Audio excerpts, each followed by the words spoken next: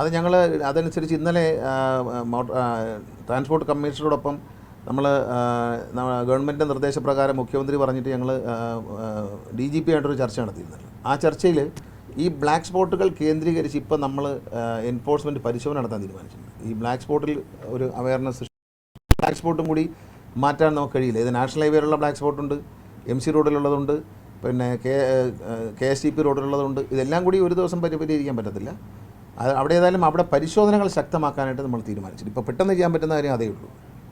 കോടാനുകോടി ചിലവാക്കിയാൽ ഈ black spot മാറുള്ളൂ. ഇതിനെന്താണ് കുഴപ്പമെന്ന് വെച്ചാൽ പലപ്പോഴും ഡിസൈൻ ചെയ്യുന്നത് കോൺട്രാക്ടറാണ്, ഒരു കൺസൾട്ടൻറ്റോ കോൺട്രാക്ടറോ ആണ് ഇപ്പോഴത്തെ ഒരു ശൈലി അനുസരിച്ച്. ഇപ്പോൾ KSTP റോഡുകൾ അങ്ങനെയാണ്, നാഷണൽ ഹൈവേ റോഡുകൾ. ഇപ്പോൾ ആരാണ് ഡിസൈൻ ചെയ്തതെന്ന് ചോദിച്ചാൽ നാഷണൽ ഹൈവേ അതോറിറ്റിക്ക് യാതൊരു ഉത്തരവാദിത്വമില്ല, അവരല്ല.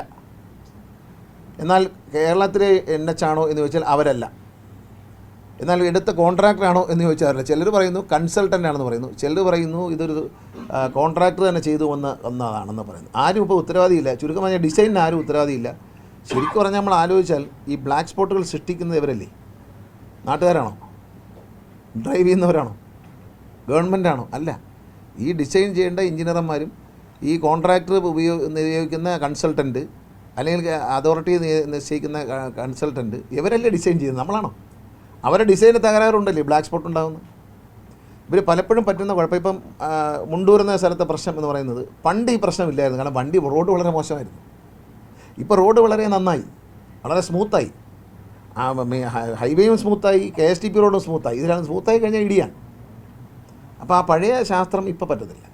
അപ്പോൾ ഇപ്പോഴത്തെ ആ സ്പീഡ് കൂടുന്നതനുസരിച്ചുള്ള ഒരു ഡിസൈൻ അല്ലാത്തത് കൊണ്ടാണ് 2 റോഡിലും സ്പീഡ് കൂടിയിരിക്കുന്നു എന്ന് കണക്കാക്കിയുള്ള ഡിസൈൻ. പഴയ ഡിസൈൻ അങ്ങനെ ഫോളോ ചെയ്യാൻ, പഴയ പാറ്റേൺ. ഇപ്പോൾ മുണ്ടൂർ ജംഗ്ഷനിൽ പഴയ പാറ്റേൺ കണ്ടിന്യൂ എന്ന് അവർ പറയുന്നത്. അപ്പോൾ അത് കണ്ടിന്യൂ ചെയ്യുമ്പോൾ ഈ സ്പീഡിൻ്റെ വർധനവിനെ പറ്റി അവർ ധരിക്കുന്നില്ല. റോഡ് സ്മൂത്തായി. അപ്പോൾ ഇതൊക്കെയാണ് അതിൻ്റെ കുഴപ്പം. എല്ലാ പ്രശ്നം കൂടി ഒരു ദിവസം പരിഹരിക്കാൻ പറ്റത്തില്ല. നമ്മളിപ്പോൾ ഒരു വളരെ ദുഃഖകരമായൊരു സംഭവം നടന്നു പനയമ്പാടത്ത്. അവിടുത്തെ ഒരു പ്രധാന ഇഷ്യൂ കുറേ നാളായിട്ട് അഡ്രസ്സ് ചെയ്യുന്നത് 2021 ജൂലൈ മാസത്തിൽ അവിടുത്തെ MLA വളരെ വിഷയം നിയമസഭയിൽ ഉന്നയിക്കുകയും അവരത് പിന്നെ മന്ത്രിക്ക് കത്തായി കൊടുക്കുകയും ചെയ്തു. അപ്പോൾ MLAയുടെ ആ ഒരു നിർദ്ദേശം അനുസരിച്ച് പരിശോധന നടത്തി. അന്ന് തന്നെ ഒരു 2022 ഓഗസ്റ്റ് മാസത്തിൽ പരിശോധന നടത്തി. ഒരു റിപ്പോർട്ടും തയ്യാറായി. അതോടൊപ്പം പാലക്കാട് IIT പഠിച്ചു, അവരൊരു റിപ്പോർട്ട് തന്നു. ഇതൊന്നും ശ്രദ്ധിച്ചില്ല എന്നുള്ളതാണ് അതിൻ്റെ കാര്യം. അപ്പോൾ അതുകൊണ്ട് ഇപ്പോൾ ആ പ്രശ്നം ആദ്യം പരിഹരിച്ചതിന് ശേഷം മറ്റുള്ള സ്ഥലങ്ങളിൽ ഏതായാലും എൻഫോഴ്സ്മെൻറ്റ് ശക്തിപ്പെടുത്താൻ ഇന്നലെ ADGPയുടെ നേതൃത്വത്തിലെടുത്ത ഒരു യോഗം തീരുമാനിച്ചിട്ടുണ്ട്. ട്രാൻസ്പോർട്ട് കമ്മീഷൻ പങ്കെടുത്തു, അല്ലെങ്കിൽ SP-മാരെല്ലാം പങ്കെടുത്തിരുന്നു. SP-മാരോടൊപ്പം നമ്മുടെ മോട്ടോർ വെഹിക്കിൾ ഡിപ്പാർട്ട്മെൻറ്റിലെ ഇന്നലെ SP-മാരുമായിട്ട് വൈകിട്ട് തന്നെ എല്ലാ ജില്ലകളിലും മോട്ടോർ വെഹിക്കിൾ ഉദ്യോഗസ്ഥർ മീറ്റിംഗ് നടത്തിയിരുന്നു. ഇന്ന് രാവിലെ മുതൽ ഡ്രൈവ് ആരംഭിച്ചിട്ടുണ്ട്. മദ്യപിച്ച് വണ്ടി ഓടിക്കുക, പിന്നെ മൊബൈൽ ഫോൺ ഉപയോഗിച്ച് വണ്ടി ഓടിക്കുക, ഇങ്ങനെയുള്ള കാര്യങ്ങളാണ് മെയിനായിട്ട്. പിന്നെ അതുമാത്രമല്ല, ഇന്നലെ വളരെ നല്ലൊരു മീറ്റിംഗ് നടത്തി. പ്രൈവറ്റ് ബസ്സുകൾ ധാരാളം അപകടങ്ങൾ ഉണ്ടാക്കുകയാണ്. അപ്പോൾ സ്വകാര്യ ബസ്സിൻ്റെ ഉടമകളുമായി 4 സംഘടനയാണുള്ളത്. 4 സംഘടനകളുമായും ഇന്നലെ ഞങ്ങൾ ട്രാൻസ്പോർട്ട് കമ്മീഷനും മറ്റു ഉദ്യോഗസ്ഥരടക്കം ഞങ്ങളൊരു ചർച്ച നടത്തിയിരുന്നു. ആ ചർച്ചയിൽ ചില ആശയങ്ങൾ ഉരുത്തിരിഞ്ഞിട്ടുണ്ട്. സ്വകാര്യ ബസ്സുകൾ ഇനി ആളുകളെ ഇടിച്ചു കൊന്നാൽ 6 മാസത്തേക്ക് പെർമിറ്റ് സസ്പെൻഡ് ചെയ്യും. സ്വകാര്യ ബസ്സുകൾ ഇടിച്ച് അശ്രദ്ധമായി ഓടിച്ച് മാരകമായി പരിക്കേറ്റാൽ 3 മാസം പെർമിറ്റ് സസ്പെൻഡ് ചെയ്യും. ലൈസൻസ് സസ്പെൻഡ് ചെയ്യുന്ന കൂടെ ഉണ്ട് കേട്ടോ. ലൈസൻസ് ഓടിക്കുന്ന ആളുടെ ലൈസൻസ് പോകുന്ന ഒന്ന് അതുണ്ട്. അത് കൂടാതെ അതിന് കാരണം എന്ന് പറയുന്നത് പലപ്പോഴും മത്സര ഓട്ടത്തിന് പല പ്രോത്സാഹിപ്പിക്കുന്നുള്ളതാണ്. അത്ര മത്സര ഓട്ടത്തോട് സംഘടനാ നേതാക്കളോ സംഘടനകളോ പൊരുത്തപ്പെടുന്നില്ല എന്ന് സമ്മതിച്ചു. അപ്പം നമ്മൾ നേരത്തെ ഒരു തീരുമാനമെടുത്തു. തിരുവനന്തപുരത്ത് കിഴക്കേക്കോട്ടയിൽ കഴിഞ്ഞ ദിവസം ഒരു ബാങ്ക് ജീവനക്കാരൻ ബസ്സിൻ്റെ ഇടയിൽ ഞെരിഞ്ഞ് മരിക്കുകയുണ്ടായി.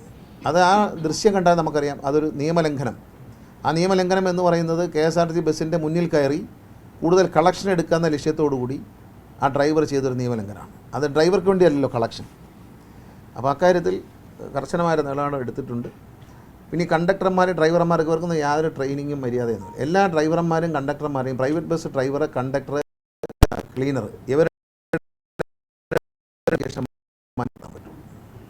അവരുടെ പോലീസ് ക്ലിയറൻസ് വാങ്ങിക്കണം. അവരുടെ പേരിൽ ക്രിമിനൽ കേസുകളോ മയക്കുമരുന്ന് കേസുകളോ അങ്ങനെയുള്ള യാതൊരുവിധ കേസുകളും ഇല്ല എന്ന് ഉറപ്പുവരുത്തണം. യാത്രക്കാരായ കുട്ടികളുടെയൊക്കെ സുരക്ഷിതത്വത്തിന് വളരെ അത്യാവശ്യമാണ്. അതിനോട് ബസ് ഉടമകൾ യോജിക്കുകയും അവരെ സമ്മതിച്ചിട്ടുണ്ട്. പിന്നെ ഡ്രൈവർമാർക്ക് IDTR ഘട്ടം ഘട്ടമായി IDTR അല്ലെങ്കിൽ IDTRൻ്റെ യൂണിറ്റുകളിൽ സബ് യൂണിറ്റുകളിൽ വെച്ച് ഡ്രൈവിംഗ് ട്രെയിനിങ് നിയമങ്ങളെക്കുറിച്ചും ഡ്രൈവിങ്ങിൻ്റെ അച്ചടക്കത്തെക്കുറിച്ചും ഘട്ടം ഘട്ടമായി ട്രെയിനിങ് നടത്താൻ ട്രാൻസ്പോർട്ട് കമ്മീഷണർ ചുമതലപ്പെടുത്തിയിട്ടുണ്ട്. അദ്ദേഹം അതിൻ്റെ ഷെഡ്യൂൾ തയ്യാറാക്കി അത് ചെയ്യും. എല്ലാ RTO ജോയിൻ്റ് RTO ഓഫീസുകളിലും ഡ്രൈവർ ഈ 3 കൂട്ടർക്കും ട്രെയിനിങ് ആരംഭിക്കാൻ പോകാം. എങ്ങനെയാണ് വണ്ടിയിൽ പെരുമാറേണ്ടത്, വണ്ടിയുടെ ഡോർ എങ്ങനെ അടയ്ക്കണം, വണ്ടി എങ്ങനെ ഓടിക്കണം, വണ്ടിയിൽ വരുന്നതോടെ എങ്ങനെ ബിഹേവ് ചെയ്യണം എന്നുള്ള കാര്യത്തിൽ ഒരു ട്രെയിനിങ് നടത്താനുണ്ട്.